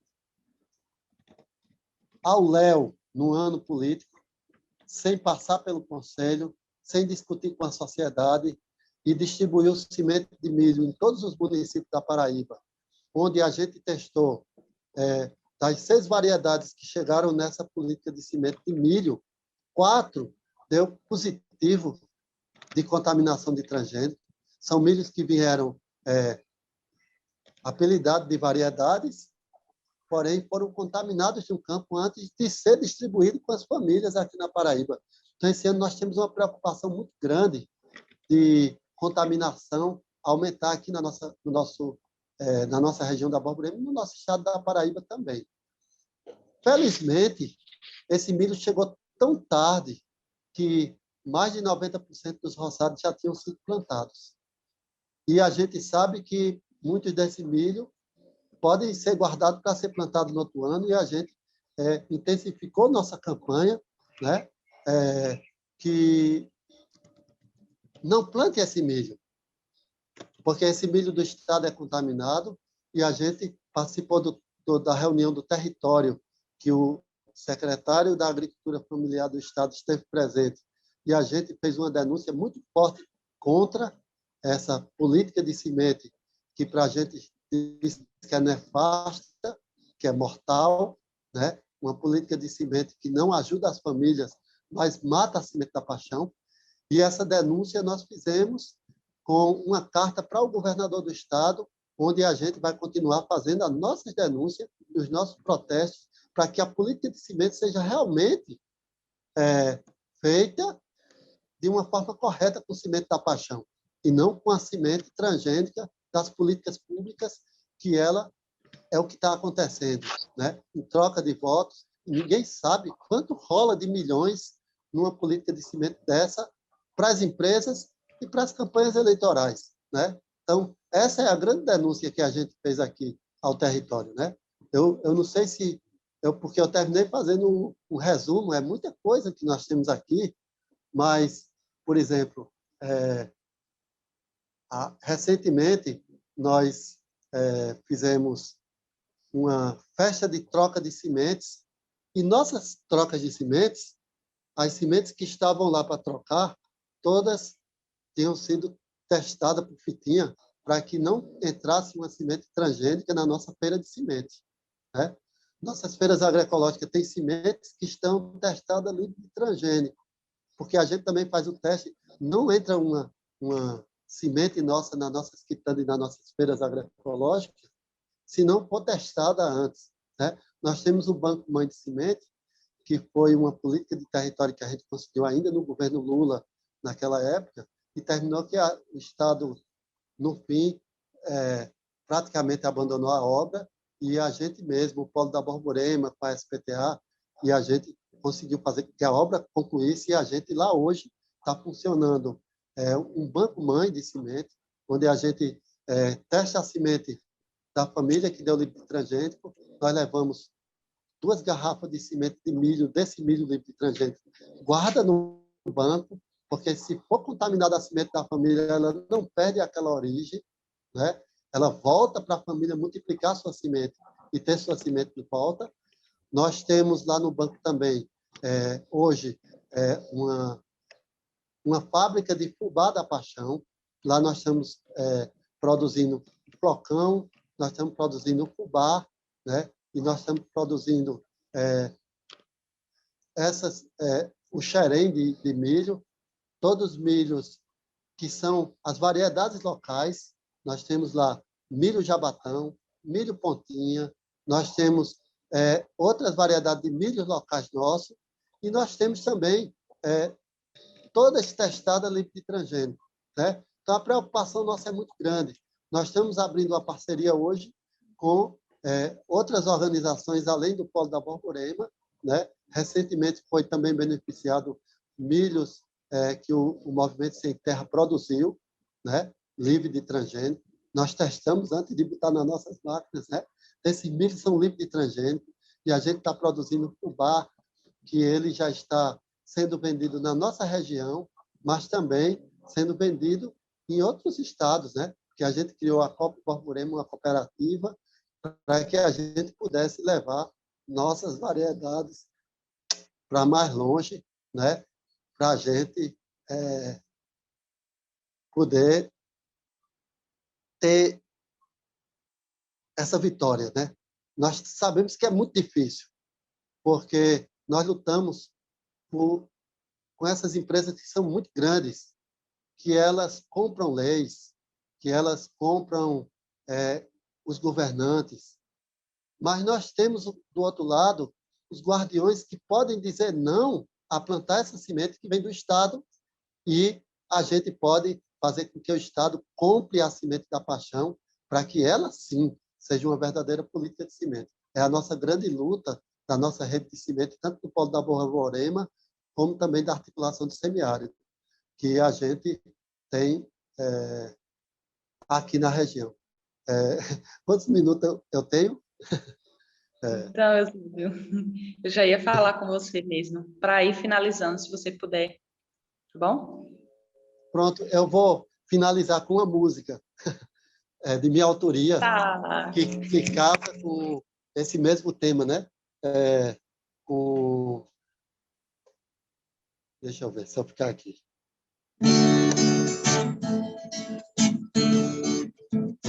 Meu vizinho plantou milho no seu roçado, isso aí me deixou um tanto preocupado, porque disse pra mim que trouxe lá do mercado, vem não sei de onde, deve estar contaminado. Tome cuidado, vizinho, pra não me contaminar. Tome cuidado, vizinho, proteja seu lugar. Tome cuidado, vizinho, para não se contaminar. Tome cuidado, vizinho, proteja meu lugar. E outro meu vizinho também disse que ele tem milho que recebeu pelo governo também. É outro milho danado, ninguém sabe de onde vem.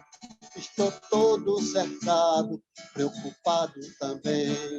Tome cuidado, vizinho, para não me contaminar. Tome cuidado, vizinho, proteja meu lugar. Tome cuidado, vizinho, para não me contaminar. Tome cuidado, vizinho, proteja seu lugar. Meu cuidado é dobrado com minha plantação. Olha o meu e dos outros a contaminação. Por quem ama, protege seu milho da paixão. Guarde o milho em casa, se proteja, meu irmão. Tome cuidado, vizinho, para não me contaminar. Tome cuidado, vizinho, proteja seu lugar.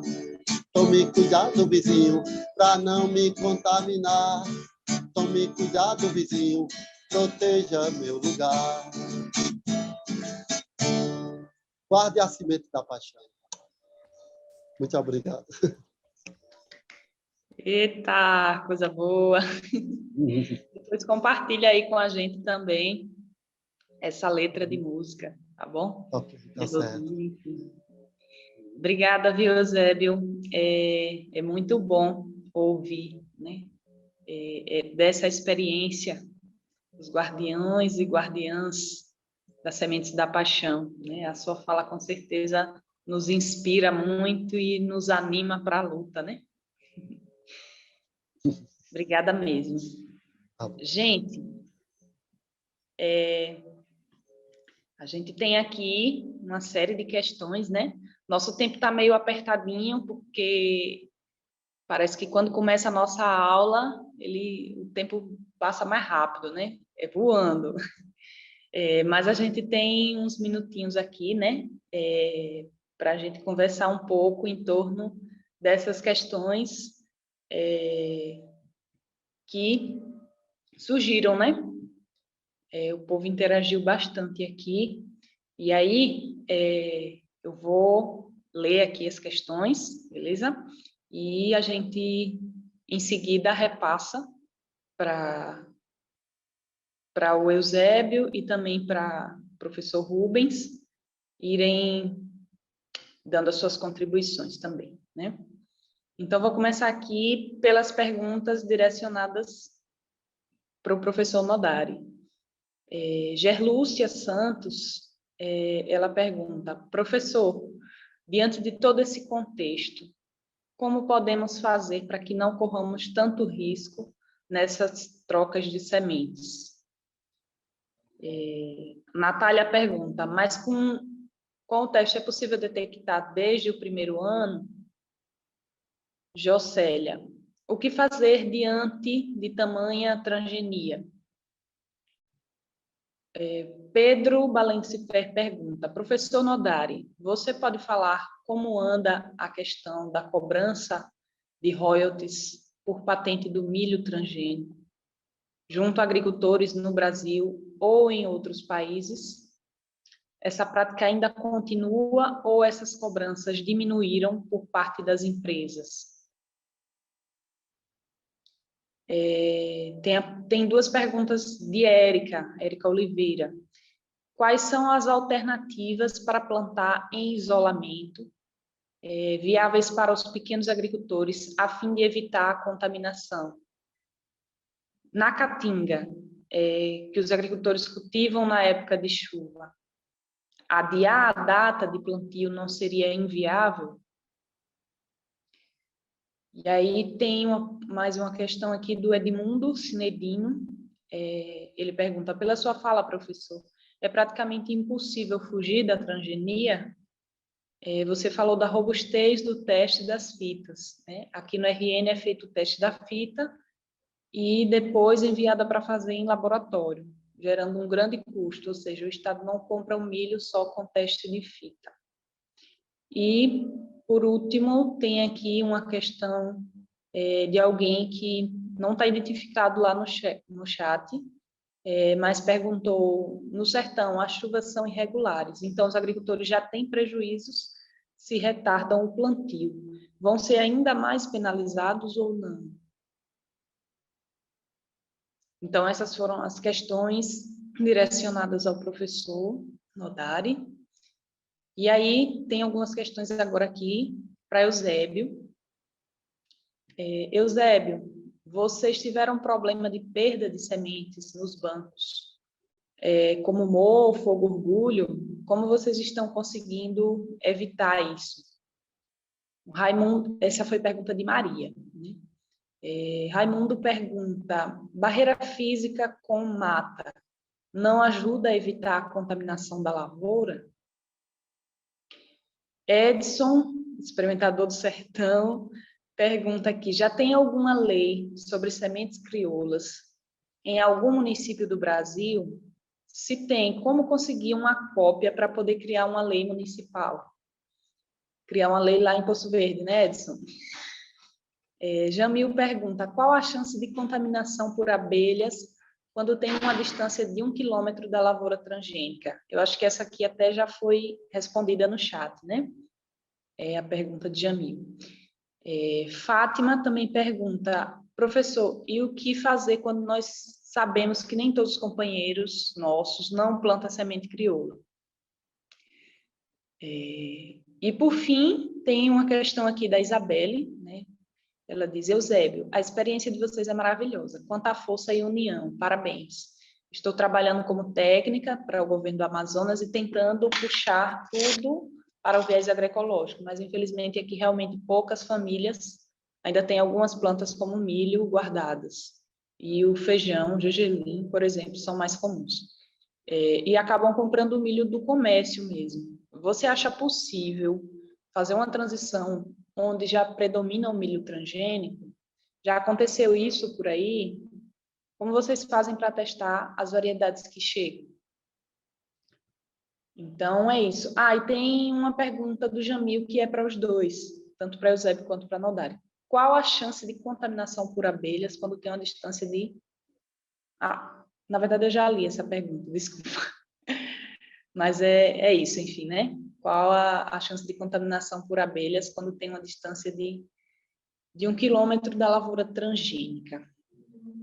Tá bom? Então, queria passar aqui na mesma ordem, né, de apresentação, primeiro para o professor Rubens Nodari, se puderem aí responder num tempo aproximado de 5 minutos, tá bom? E em seguida, passando para Eusébio. Antes de eu responder as perguntas, eu queria ressaltar aqui algo. Como o Eusébio tinha muita coisa para falar, afinal são 50 anos de Sementes da Paixão, né? Que eu já tive o privilégio de conhecer. Estudos recentes mostraram que, além das variedades únicas, existem raças de milho que tem ali na Borborema que não tem nem no México, como tem aqui no oeste de Santa Catarina. Ou seja, nós temos uma riqueza imensa que nós não sabemos. Ou seja, quando a gente estuda, a gente vai descobrindo essas coisas. E as variedades crioulas, ao contrário das modernas, elas têm um balanço entre os nutrientes na quantidade que a gente precisa, ou seja, proporções estiquiométricas. A gente precisa mais de um e menos de outro. E as variedades modernas não têm, por exemplo, todos os nutrientes que nós precisamos naquela quantidade estiquiométrica. Às vezes falta ferro, às vezes falta cobre e assim por diante, as variedades modernas. Então, nós temos uma riqueza muito grande, mas esses estudos ainda poucos foram feitos no Brasil.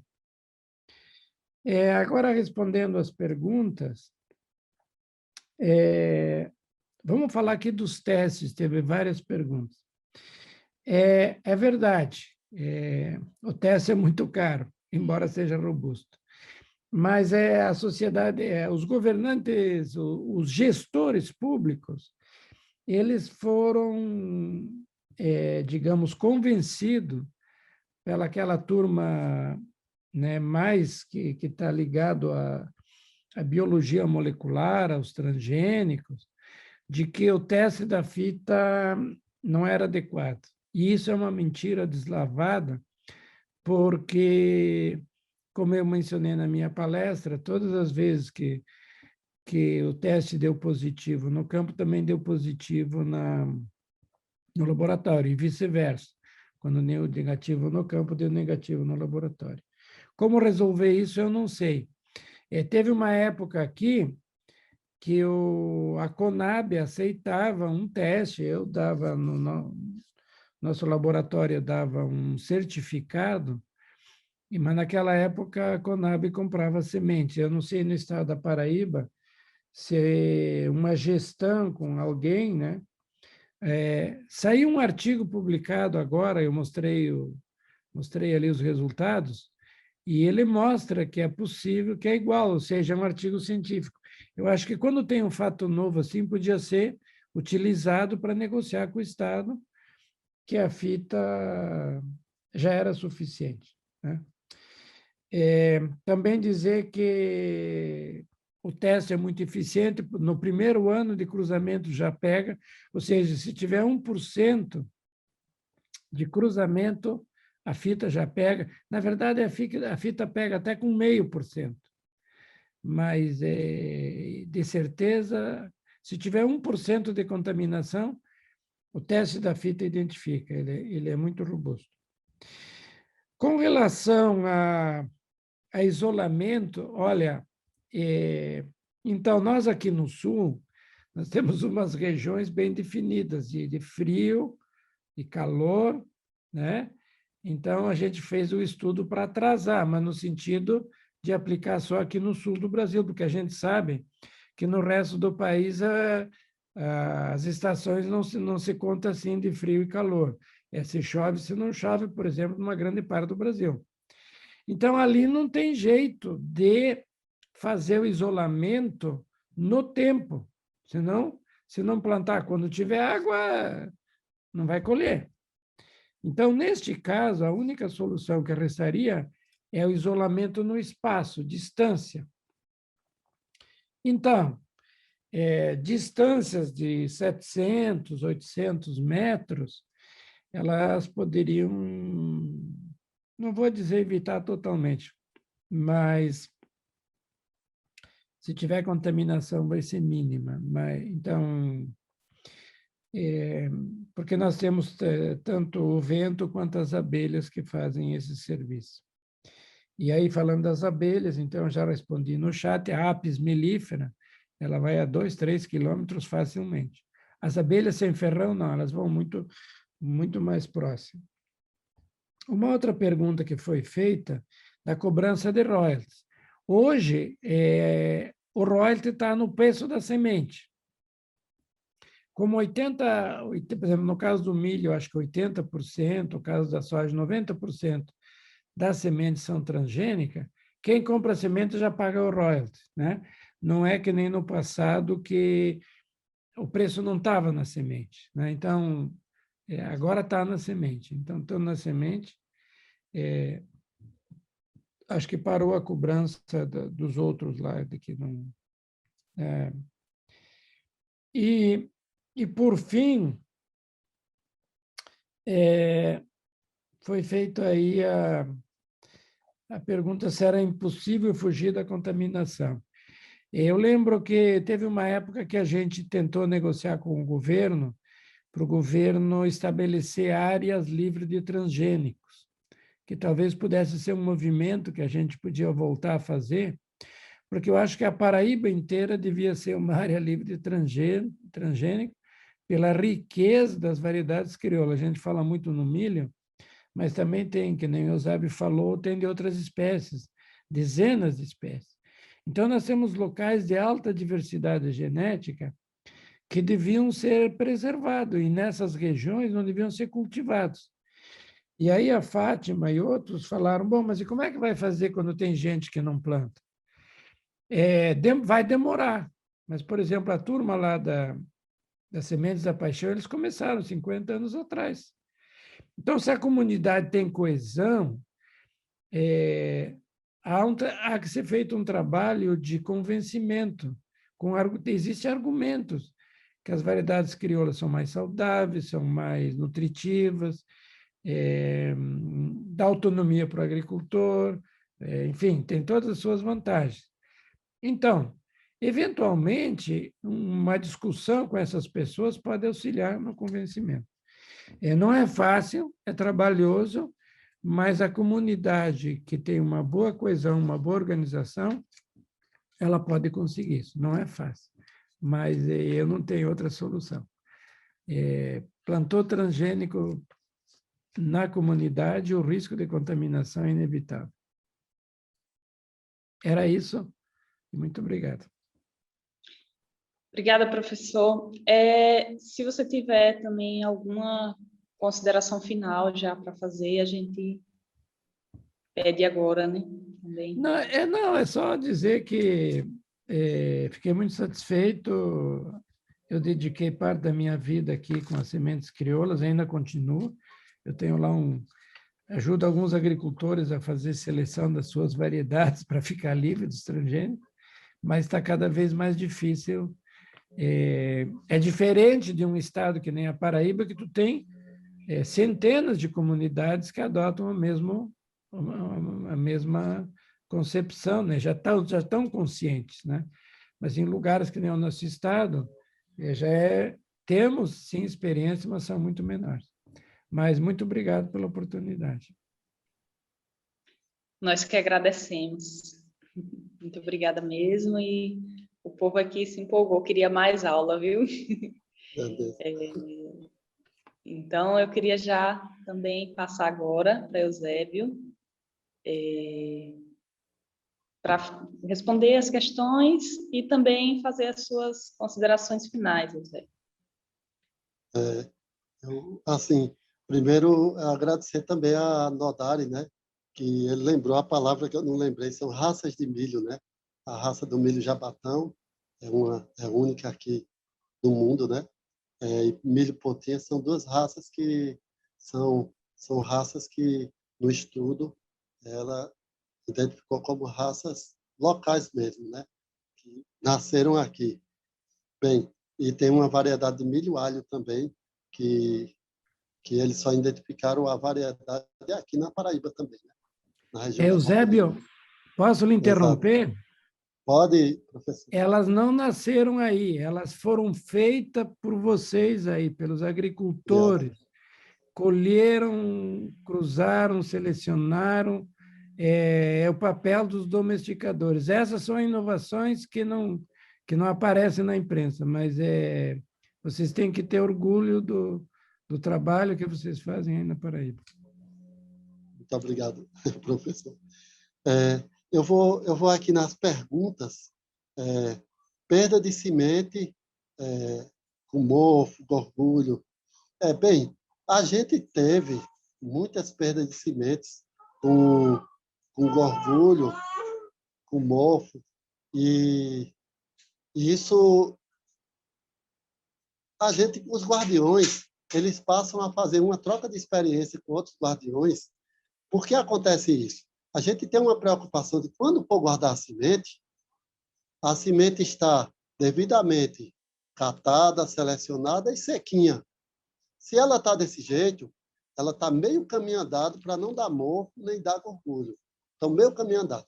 Outra coisa é o vasilhame que vai guardar a semente. Ele precisa também estar limpo, estar seco, né? Porque qualquer umidade que tiver ali dentro do vasilhame coloca em risco a semente, que vai passar um bom tempo dormindo até chegar a nova época de plantio. Então, isso é o que tem sido feito.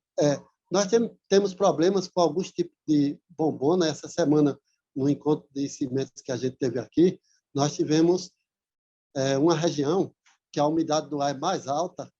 Eles tiveram problemas com a bombona e os próprios agricultores, em reunião, trocaram de vasilhame para outro tipo de vasilhame que era mais adaptado para eles. Então, eles conseguiram outros tipos de vasilhame que eles podiam guardar e garantir que a semente ia estar bem.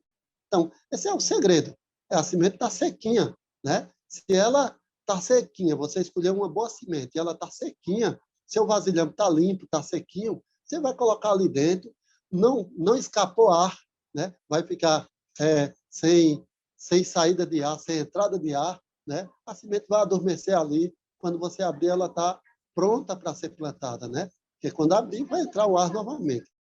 Então, nós não temos esse problema por isso, porque tem essa preocupação com os vasilhames, né? Tem essa preocupação de a semente estar sequinha. Os bancos de semente já sabem disso, a gente já sofremos com isso, não sofremos mais. Antigamente se colocava bastante, eu vou aumentar a pergunta com mais uma coisa, com essa questão do gorgulho, o uso de Gastoxin. Então, nós fizemos uma campanha muito grande para que não usasse veneno, né? Então, muitas pessoas usam casca de laranja seca, cinza, e alguns não usam nada. A semente já vem limpinha, colocou no vasilhame e ela não vai ter problema, né? Então, assim, essas coisas vão testando e vão fazendo, né? A própria Universidade Federal, ela fez um teste de guardar semente lá na universidade, visitando os agricultores, vendo como eram as experiências de vocês tradicionais, e testaram na universidade e viram que eram boas experiências. A própria universidade atestou que as experiências que as famílias faziam aqui já eram boas para guardar semente, com essa grande preocupação. Semente limpinha, seca. Ela estando desse jeito, você vai ter sucesso lá na frente, né? Dificilmente dá um problema com isso. A questão da barreira física para plantar o milho, a nossa preocupação, nós sabemos que o vento ele é um dos principais polinizadores do milho. Nós temos as áreas de assentamentos, que eram criação de gado, que os fazendeiros desmataram demais. Então, nós temos mais vento ainda, né? Então, quando a gente tem locais protegidos com as matas nativas, ter por trás dessa mata nativa o plantio de milho, ele tem mais chance de que o vento não leve pólen para aquele local onde está protegido do milho, né? Garantimos 100%, até hoje, aonde se plantou assim, deu livre de transgênico. Nós achamos que garantimos. Não há um estudo da própria universidade, nem da pesquisa, sobre isso aqui na nossa região, sobre essa questão das barreiras, né? Tem em outras regiões, mas aqui não temos um estudo diretamente. O estudo de milho que nós tivemos aqui foi das políticas públicas, com milho plantado, várias variedades de milho no campo, para a gente, não transgênico, claro, tá? O milho que vinha da política pública e as variedades locais, e nossas variedades, no ano que chovia muito ou no ano que chovia pouco, sempre ganharam das da política pública que vinham de fora. Foi o estudo que a gente fez aqui. As abelhas. A região onde tem mais abelha aqui, que a gente tem o mel, é uma região também que as pessoas têm consciência de plantar árvore, porque precisa para as abelhas, e que onde tem os bancos de cimento também organizados. E, por exemplo, Lagoa do Jogo tem apicultores. Mas lá também é uma região livre de transgênico, porque as famílias plantam o milho pontinha e todo mundo planta o milho pontinha.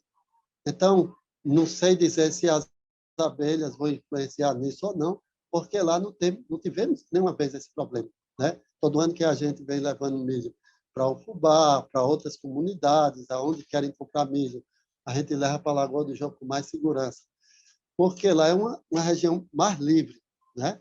Eu acredito que as abelhas, elas polinizam bem, mas o vento é muito mais problemático para a gente, né? Porque nós estamos em cima da Serra da Borborema, é um lugar que tem bastante vento, né? A gente tem uma lei de cimentos aqui, é lei reconhecendo os bancos de cimento comunitários de 2004, que foi quando a gente ocupou a Secretaria da Agricultura, quando a gente gritou que a gente não plantava grão, a gente plantava cimento, e o governo dizia que a gente plantava grão, a gente ocupou lá, provou para ele que nosso cimento é melhor do que a dele, com o teste da universidade, as variedades que eles traziam com uma germinação boa de 90%, as nossas estavam dando 97%, guardada pelas famílias em casa, né? Então, a gente provou lá o governo e conseguimos fazer com que a Assembleia Legislativa criasse uma lei e o Estado ter essa lei. Porém, essa lei funcionou bem nesses períodos iniciais e depois o governo passou a fazer seus lobbies com as empresas para trazer essas sementes que são das empresas e a gente continua brigando pelo reconhecimento da lei que existe, né? A gente tem a lei, mas a gente continua brigando com o Estado para que essa lei seja realmente reconhecida, né? É uma briga grande. Pronto, eu acho que eu respondi às 5 perguntas. Não sei se faltou alguma, né? Quero agradecer bastante, né? De estar participando dessa aula também. Para mim foi ótimo, né? Muitas coisas assim, novidades, quando o professor Nodari vinha trazendo do que está fazendo por lá, né? Do estudo que existe sobre os temas. Eu anotei tudo aqui. Com certeza tem novidades e tem convergências demais com o que a gente faz aqui, né? São verdades mesmo, né? E peço que a gente se junte nessa luta em defesa da semente da paixão. Cada lugar tem sua semente da paixão. Nós temos que lutar mesmo, a gente tem que girar essa roda ao contrário, não é? É uma luta contra o capitalismo, é uma luta contra o imperialismo, né? Nós sabemos que é uma luta grande, mas a gente tem que começar a trazer as pessoas para elas poderem contestar o que elas estão fazendo para fazer uma coisa certa, né? Defender a semente da paixão. Era isso.